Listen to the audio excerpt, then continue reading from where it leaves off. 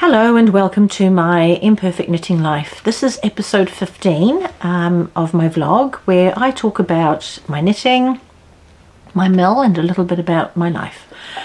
I live in New Zealand, in the North Island of New Zealand, on a 1 acre block, and I live here with my husband, my little dog Red, and we have 2 sheep, Bubba and Lammikins, and a bunch of chickens.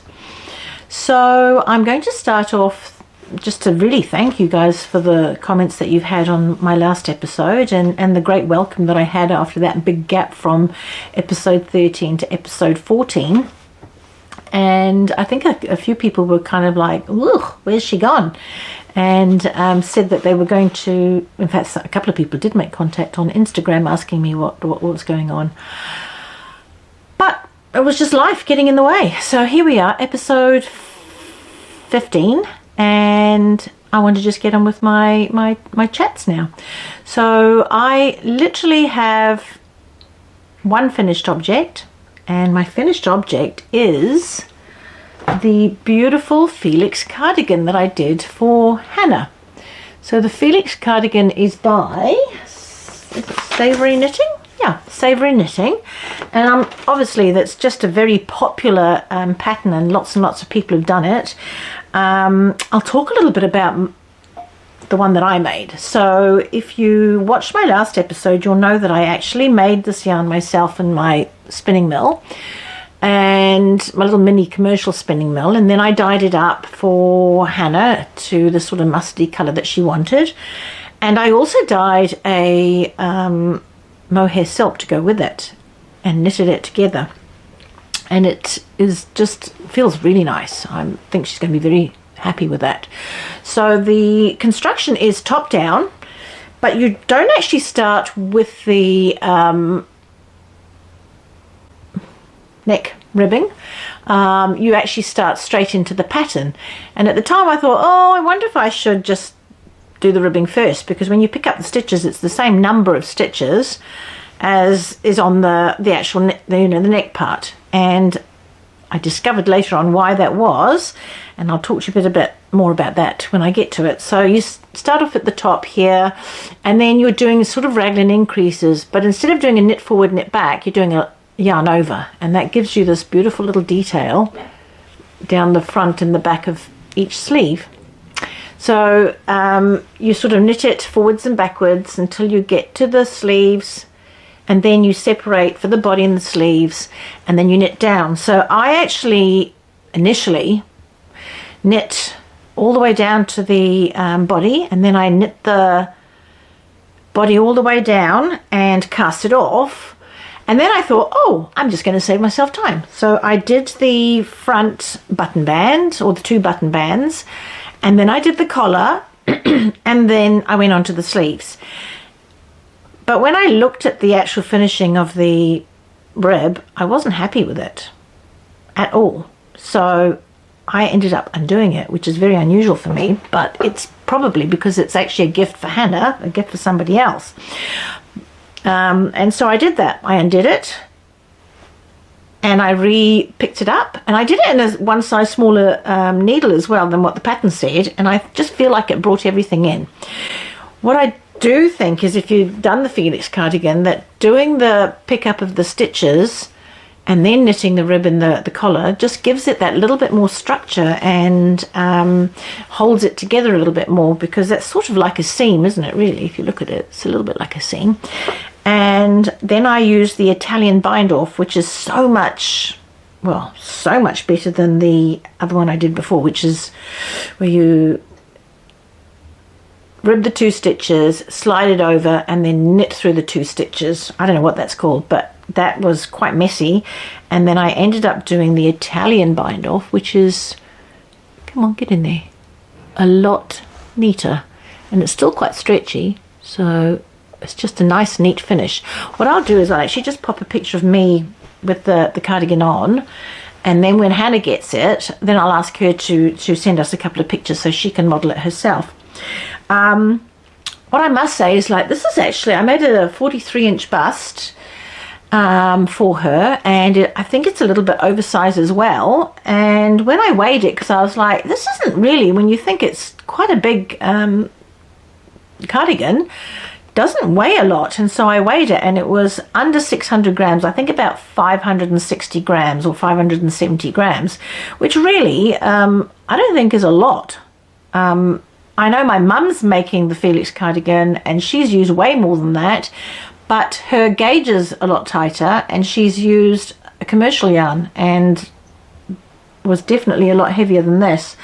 My sister is knitting one up for me, and she's only doing it single strand, and she's using this yarn that I made, and it looks really good. So whoops, get in there. And it looks really good what she's done so far, so I'm looking forward to showing you that. So she's knitting that up as a sample for me, so I can take it to shows and things like that and show people how the yarn knits. So why am I saying so all the time? I wish I wouldn't say so all the time. What do people do when they train for stuff like this? Anyway, that is my finished object, and it's the only finished object I have. I did start a Soldotna. The Soldotna has been on my wish list for a long time, and my friend Judy made it, and I love it. It's the Soldotna crop top. Forgotten who it's by, but I will put it down below. And I started it in my yarn and I thought, oh, it's looking a little bit tight. So I changed the needle size and went up and did basically half of the color work in the yoke. And then Judy came round and we had spent a little bit of time in the mill together, and she said to me, oh, I showed it to her, and instead of her saying to me,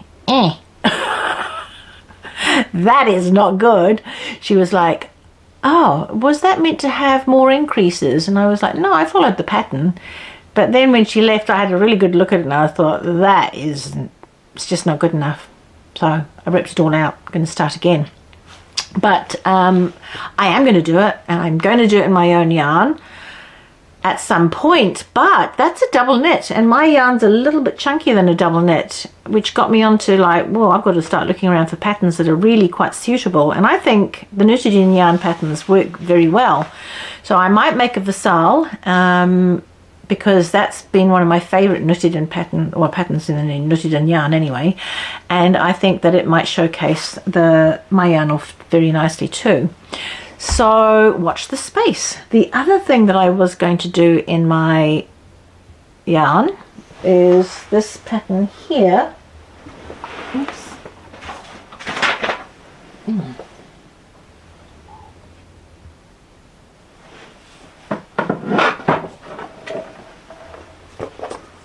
This pattern here, do you know what?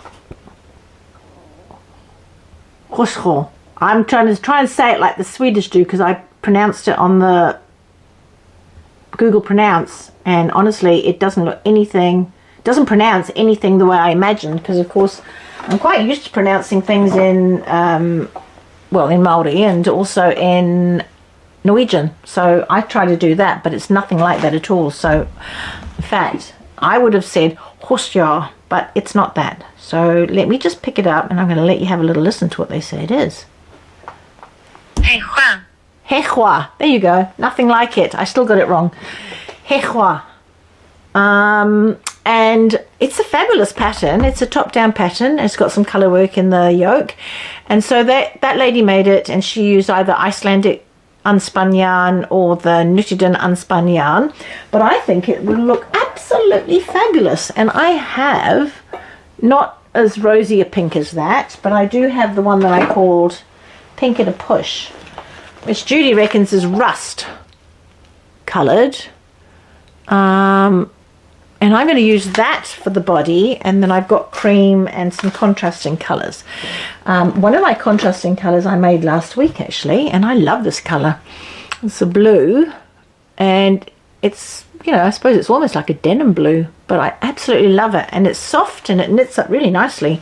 I mean, it's not soft like a commercial yarn, it is soft for yarn that I've produced, and that was a mixture of natural cream fleece, a very dark blue and black, and then those three colours came up with this sort of denim blue. I think I've actually got may have some pictures of it when it's on the carder, so I should pop one of those in if I've got it. And it knits up really nicely. I did start the Soldotna in that, but I pulled it out, like I say, so I can't show it to you. But when I do knit it, I will show it to you. So that's basically my works in progress that I'm planning to do. I'm actually going away on holiday tomorrow for 2 weeks, or almost 2 weeks, and I've got to work out some projects to take with me, so I haven't even got to that point because I thought, oh, let me just try and do a podcast before I go and talk a little bit more about my time in the States and a little bit more about the mill as well. So when I was in the States, I went to, I always forget how to say this, Sebastopol, with my son, and we went down this road called the Barrow, and down there was a felt place, and I just went in there and was mind blown at the felt machine that she had, which is bigger than my, well, maybe, yeah, I would say it's about the size of my carding machine, or maybe even a little bit bigger. But this woman makes fabric. And in my mind when I left there was like, oh my wordy, I would love a felt machine, a felt machine. And my brain started thinking on that. And then honestly, I don't know if it was the next day or a couple of days afterwards, an email came through from the Creative Fibre group saying that there was a woman wanting in New Zealand wanting to sell her felt loom and had contacted them. And fortunately for me, I was on American time, so I sent Roger an email and he had a look at the felt loom, and then I sent it to my sister as well, and she had a look at the felt loom, and they both said, oh no, we should go for it. And so I ended up buying this felt loom with my sister Millie. When I came back from America, we went off and picked the felt loom up. Haven't used it yet, but my plan really is to be able to use, like when you do the carding, underneath the card is a lot of this sort of waste that comes through, and some of it's dirty, so I'm going to tumble it and try and get some of the dust out, but it's beautiful colors, a lot of it, and very usable, and I'm really trying to use as much of the product as I actually can. And I thought, well, this is an ideal opportunity, and I'm going to try and make up some fabric and have a look at it. And I was even thinking of making really big felted cushions artistically, you know, doing some creative stuff with it and making it to fit European pillows. So what I might do is actually, I'll create the fabric and then I will see if Millie will make the pillows, because she's bought the machine with me and she's quite keen to see what we can do with it as well. And obviously I have looked around, people make all sorts of stuff, but I've just been focused on getting the mill sorted, so I haven't really been focused on the felt loom at all, but we've got it and it's very exciting. And the woman that I bought it from, when I bought it, I was like, gosh, where is this machine? Where could it be? And it wasn't very far away from where I lived. It actually is in the same suburb as where my sister lives, in Nongataha. So I thought we were going to have to like get it crated, transported and moved here, but we ended up going to pick it up, Millie and Roger and I, with a trailer, and with the help of the woman just got it on the trailer and brought it home. So it's sort of sitting in this open area that I've got, where I keep a lot of my plants and other stuff. I'd like to say it's probably a drop-off zone, but anyway, it's out there at the moment. But the plan is to get it down into what's going to be my creative space next to the mill, and that can't happen yet. So what's happened since, for the mill, yes, I want to talk a little bit more about my mill, but I bought some things when I was in the States for the mill, and one of them is this nifty little thing. It's called a splicer. It's like a vicious garlic crusher. Is that what you think it is?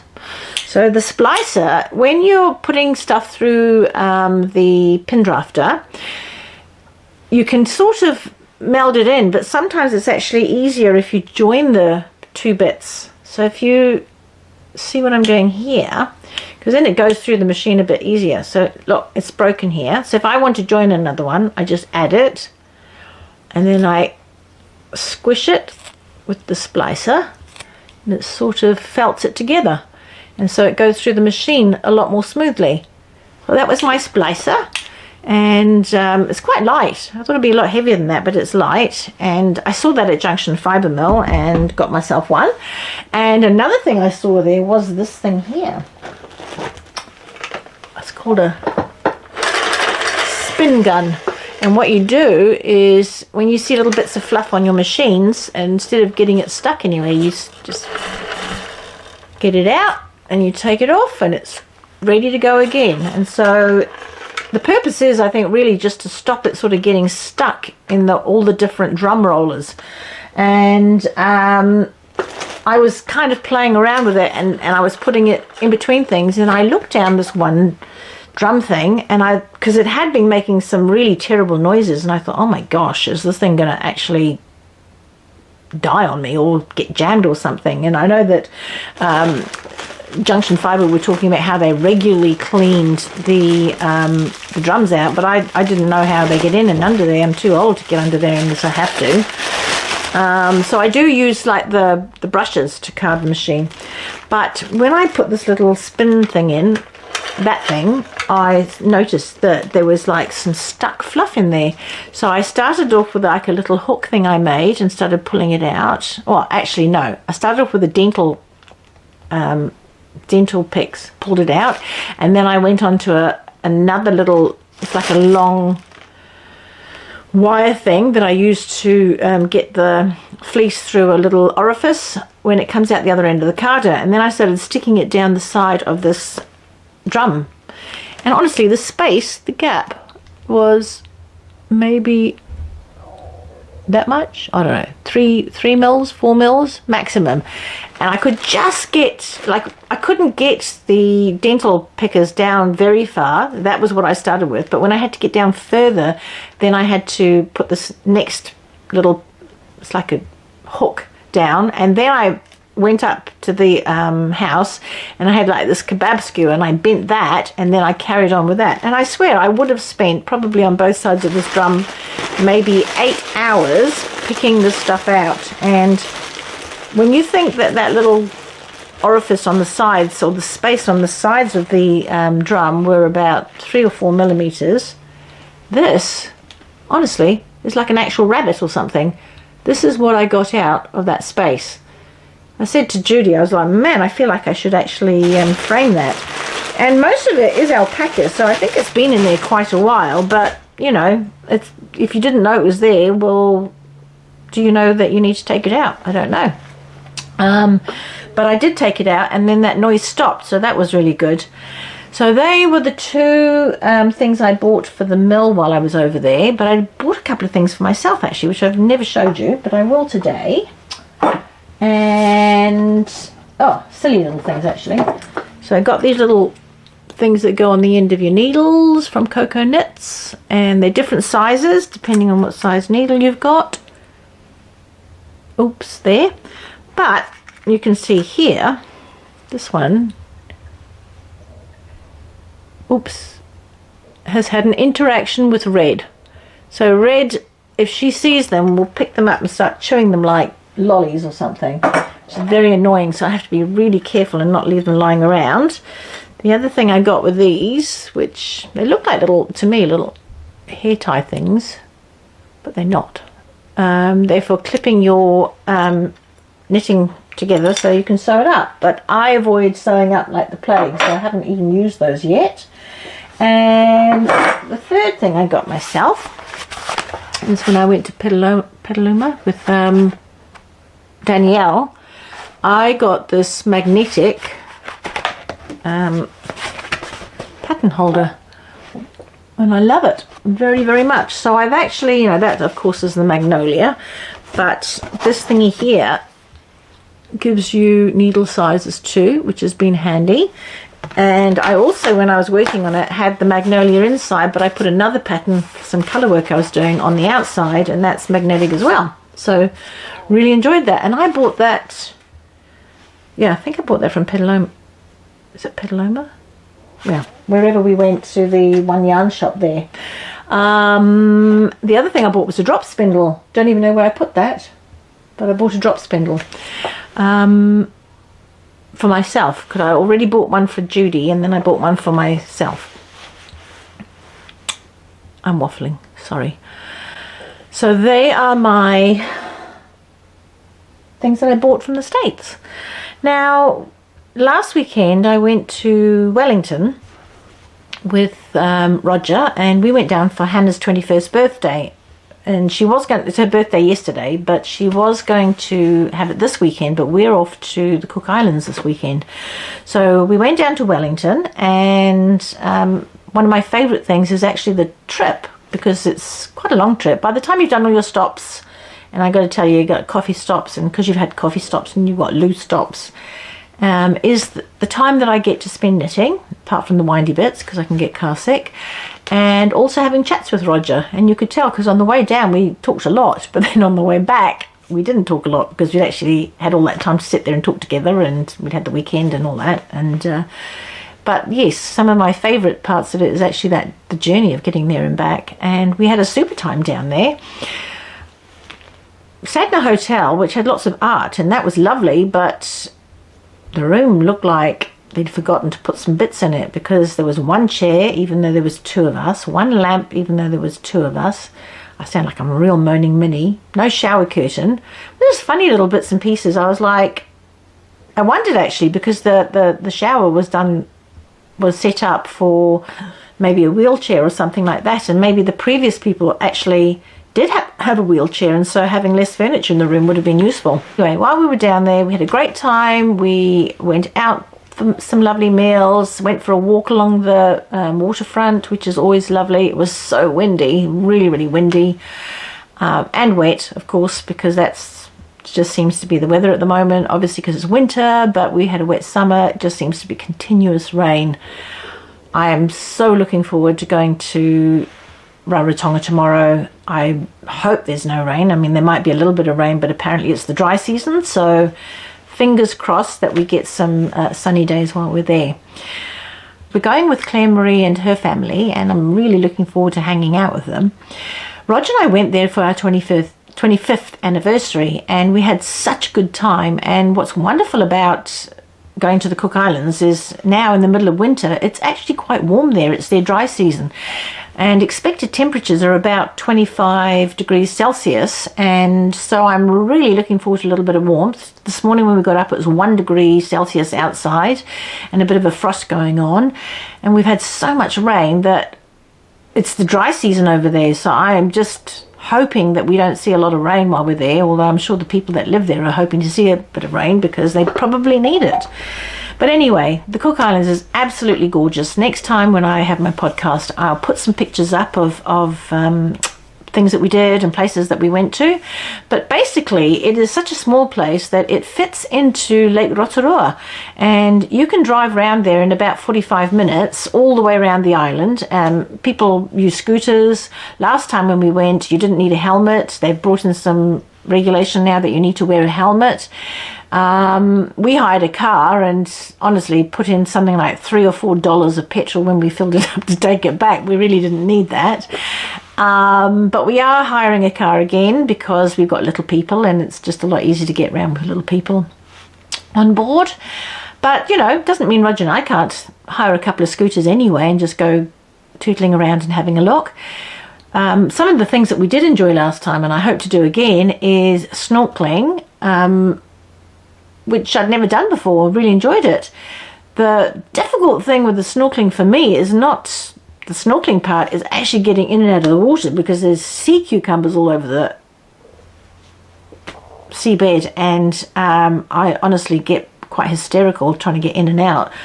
And last time Roger really laughed because I was so determined to get as close to the edge of the water to get out that I was like working my way between the rocks, and then I sort of slightly put my head up, and right there was Roger's foot, because I literally was honestly screaming into my snorkel just at the thought of standing on sea cucumbers to get out.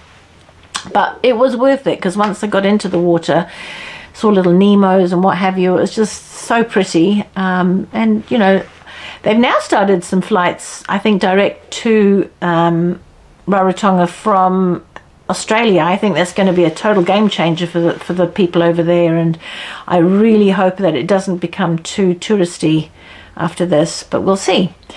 So next time I'll show you some pictures of that little trip. So now onto the mill. Ah, yes, so I'm going to talk a little bit about my mill stuff now. With the mill, I have made some yarn, and I showed it to you, my blue yarn. What I've also done is I've had to really start working on ideas for packaging and selling. So when I come back, again, I don't know why it happens to me every time, but when I come back, I will be doing a 3-day show, well, not show, but I will be selling at the Creative Fibre in Tauranga. And it's at the race course there if anybody local wants to go, and it's 3 days. You can see the exhibits, but I've got to be selling stuff, so I'm having to start packaging things, and so investigating good packaging. So I thought, oh, I want to be as eco as possible, so I got some compostable packets, but they're really not going to work because it said clear, but their clear to me is opaque. It is not clear. So I haven't been able to use that, but what I have done is I developed, I'm waiting for, actually, I had some ideas, and I'm waiting for Hannah to come back to me with a little final finished product, but I've done this little label for my caked yarn, and then I'll write on the back what it is. So what do you think of that? That's the caked yarn. Here's another example, that's the blue one of the caked yarn. I think that's all right. And then I did some for the skeins. So one thing I'm not too sure about is I haven't learnt properly yet, and I will do because, you know, I'm taking it baby steps, is how to actually use the wool winder and make exactly 50 grams, exactly 100 grams, exactly 150 grams. And I have, what I did do was I measured a whole round and weighed it, but it wasn't very accurate. And Judy said, oh, I'm sure when we went for the training that you had to like do it 3 times round and then measure that and then times it by whatever to get 50 grams. And so I haven't done that, and I will do it. So I've actually got very inaccurate amounts. Like this is 53 grams and this is 62 grams, and you can see there's quite a big difference in you know, size of the product. So I need to get some more consistency in that, and I know I need to work towards that. But when I go to this next sale, I'm not going to be at that point, so I have to try and work out, am I just going to sell the 62 grams at 50, or am I going to sell it at X amount per 100 grams, like, you know, when you go to the pick and mix at the shops? I'm not really sure what I'm going to do, and I don't know what's really fair at this point, because if I start selling, you know, 65 grams or 75 grams as 50 grams, I'm really not going to be making much money at all on that. But anyway, it's all work in progress. We'll see what happens. I will keep you posted, but I'm actually quite happy with that. What I want to be able to do is actually put on where I got the fleece and what it's made of. So this is a Romney. I know that's a Romney, and this I think is a Romney mix, but it's also got some of the South Suffolk. So I did actually have a visit this week from a lady called Rosemary, and she contacted me on my Instagram. So her handle is Rose Spud, and she does natural dyeing on lots of different kinds of yarn, and she went to Fibretron last weekend. So when we were in Wellington, Fibretron was on in Hamilton, and there are 2 really big wool shows in New Zealand, and the one is Woolfest in Auckland and the other one is Fibretron. There is one in Wellington as well, in Christchurch, but I think that those 2 may be the 2 biggest ones. I'm not sure, you can correct me if I'm wrong.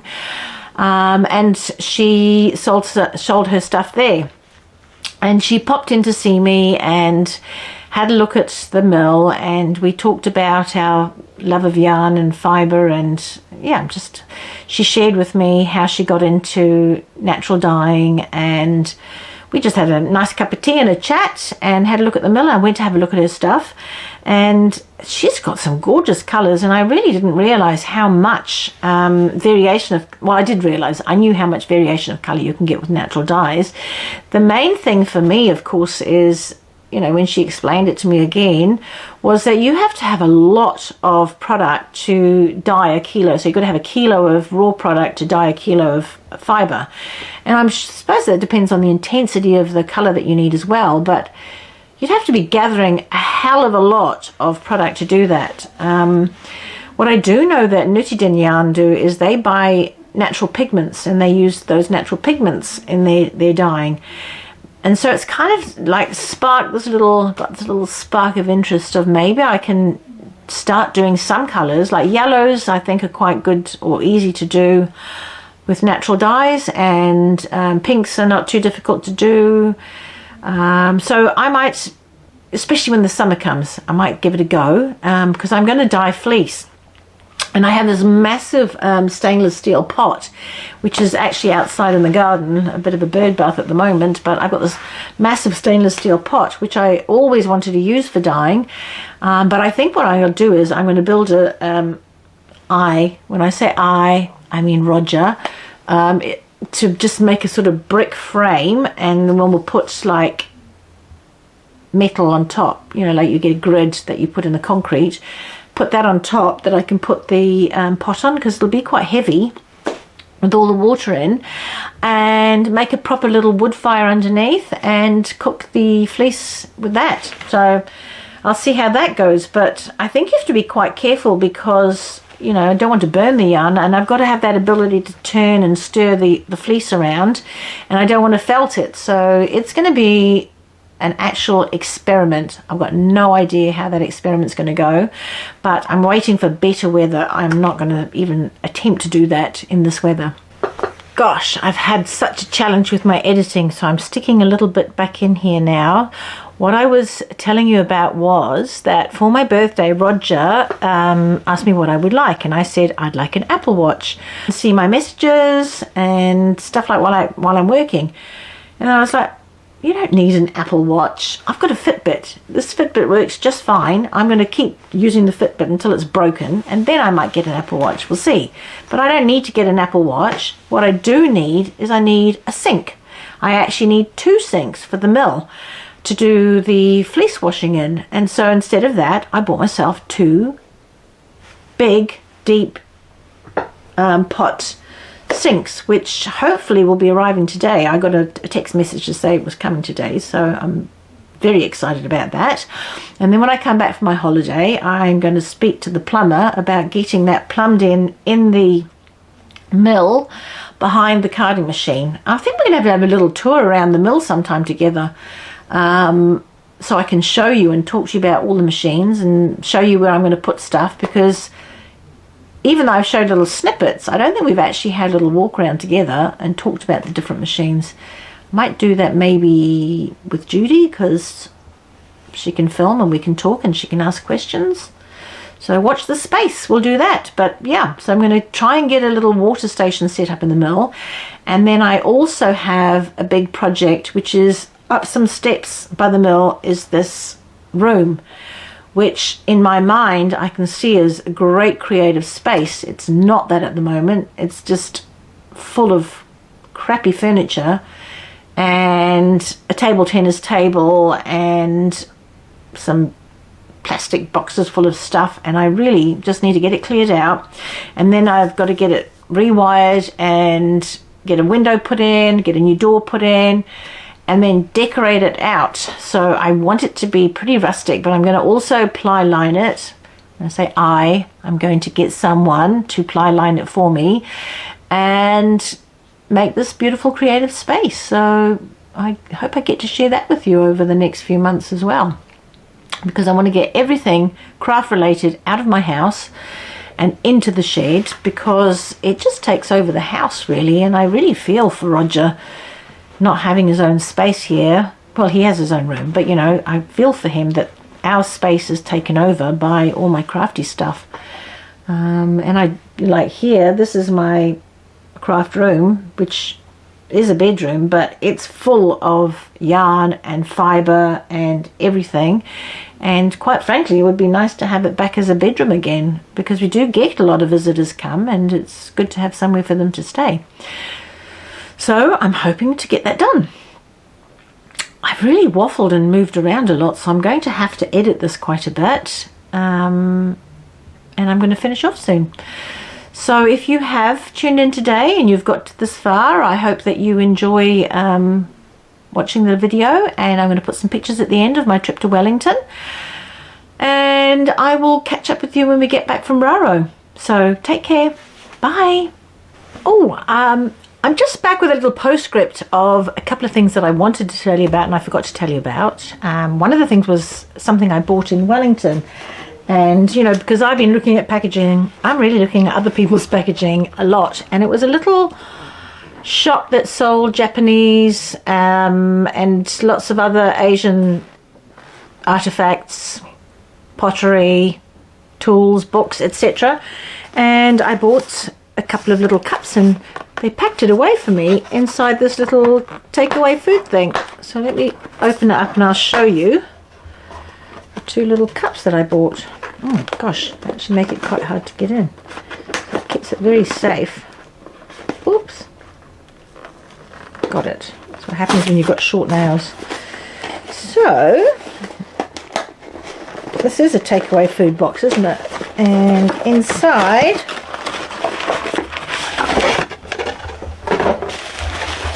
I've got two of these made in Japan. At least she told me they were made in Japan, but they're very rustic. Love them. In fact, if I went to pottery, I wouldn't mind making those myself. I'm sure she said they were made in Japan, but those two came in that box. And the second thing that I didn't tell you about was when I bought the felt loom, the woman I bought it off had actually done a PhD in, I think it was design and fabric or something like that, and I'm not sure if she specifically looked at Maori designs, but she was a lecturer at Toi Ohomai, which is one of our polytechnics or, you know, tertiary education places, and she would teach art, design, and part of what she did was getting people onto working out how to make a business out of art and design. And so she gave me this book, and when I go away to Raro, I'm going to have a look at it.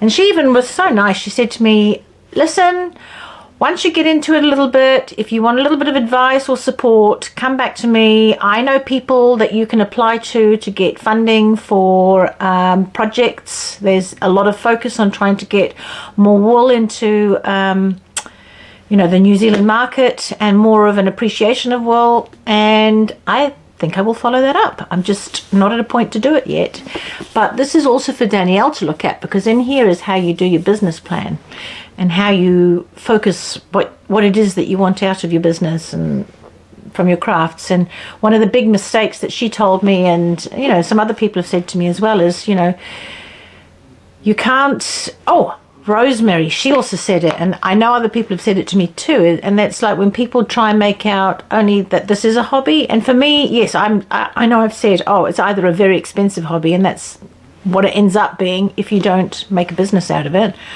or it's something that you have as a business. And for me, it's more than that. It really is wanting to share my passion and wanting to share my sort of growth as I learn a craft and inspire. I'm hoping I'm going to inspire some people that you're never too old and it's never too late to follow things that you are passionate about and you dream about. And I am a firm believer in phases of life, and I'm very lucky that I am in this phase of life, and that I will get to hopefully have a creative period of time where I don't have other distractions. I do have distractions because that's life, but you know, have to work 40 hours a week or whatever. I worked a lot more than that when I was a midwife, but you know, this is my time and I want to use it. So Thank you so much for watching, and I'll put the videos on after the pictures and videos on after this.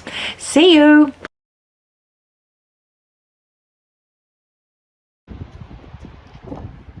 We took a walk down to Wellington waterfront, and it was really windy, so that might be in the background, and cold, very, very cold.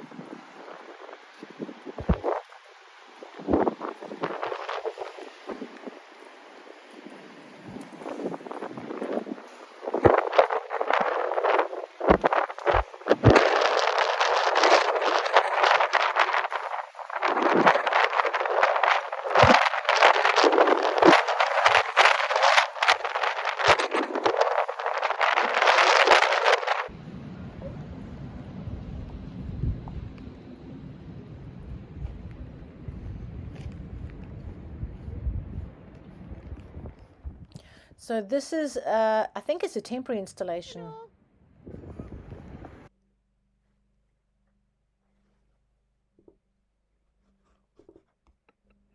So this is driving home near Taupo. Actually, this is the desert road, and you can see how bleak that sort of weather is. Well, for New Zealand, it's pretty bleak weather.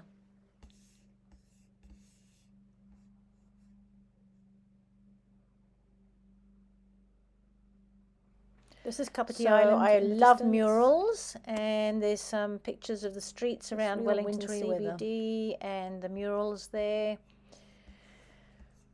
And just some little things that I found interesting, which you might find